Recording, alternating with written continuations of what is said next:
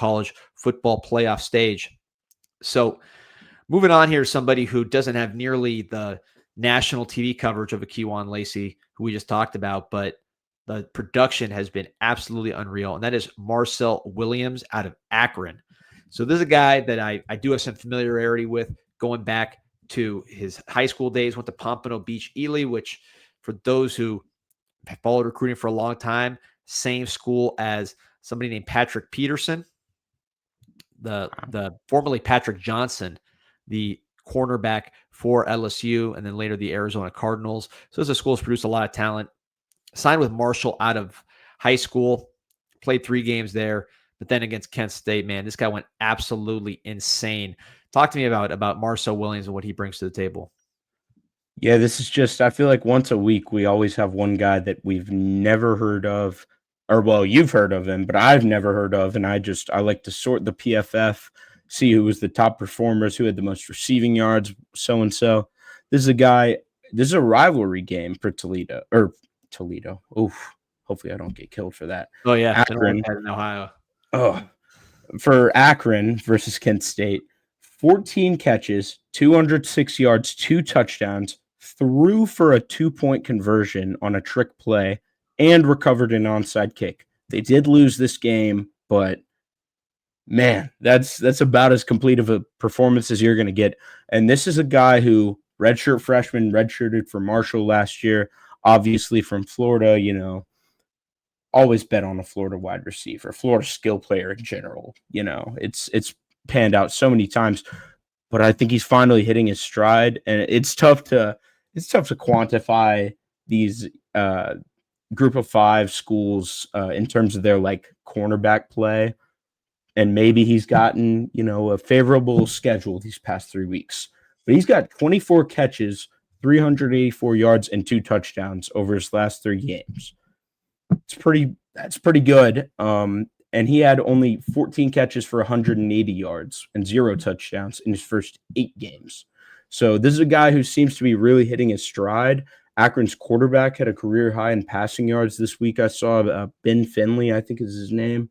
So one to watch. I know these guys a lot. There's some guys who are a little hesitant to transfer for a second time, but who knows? I wouldn't rule it out. If I were him, I would probably transfer next year based on if you can keep putting this on tape.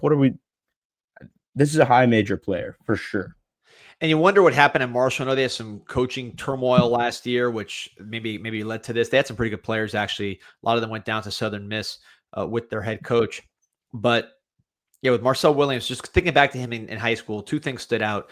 Good ball in the air receiver, although not a lumbering guy. Yeah, she's pretty quick. He can get open, but he was good with the ball in the air. That's translated. You see that all over his tape with these last couple of games where he's been balling. 14 receptions. You're going to win some contested situations. But he was always a bigger receiver.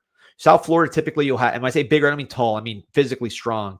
South Florida, you get a lot of smaller, like 5'9", like, Tutu Atwell types, if you remember him, guys of that nature.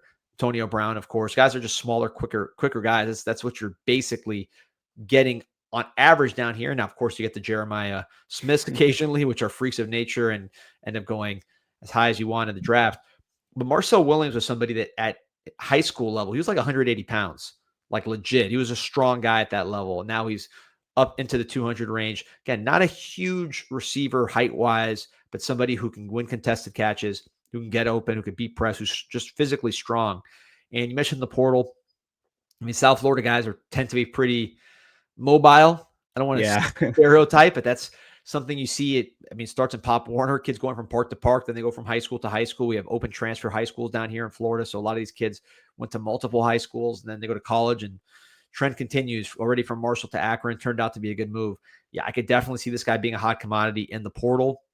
I think of Pitt. Pitt's a school that they've really rated Western Carolina, which is a G5 school. That's where they got Raphael Williams is one of their top receivers. Desmond Reed, of course, their star do-it-all player. They also got Katarius Hicks, who's a South Florida guy from Louisville. So they like to get these South Florida guys there in Pitt, and I think that'd be a fit if they continue doing what they like to do. I'm not trying to take them off Akron. I'm just thinking of teams that tend to hunt in this market, but I'd be surprised if this guy did not go for a high major promotion with the way he's playing in the MAC.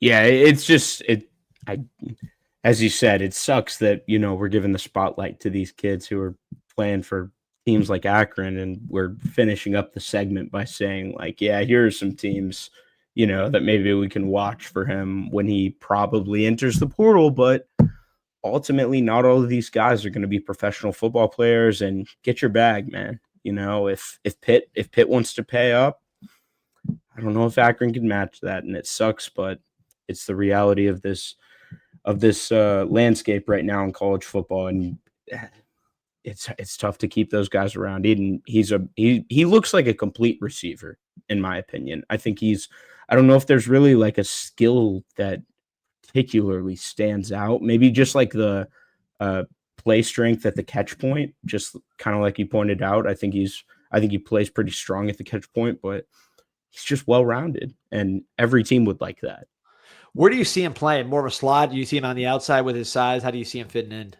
Yeah, so I put down that he's played 83% of his career snaps out wide, and I actually thought that was notable because then when I saw that, I was like, okay, like let me go watch this guy really, let me watch a full game of him. So I watched this week's game, and yeah, like I don't really care. He could be 5'11", he could be really 5'10", but if you played with the play strength that he plays with, and he's a redshirt freshman, like he can add a lot more weight while he's still in college. Like, what's stopping him from being like 5'10", 215?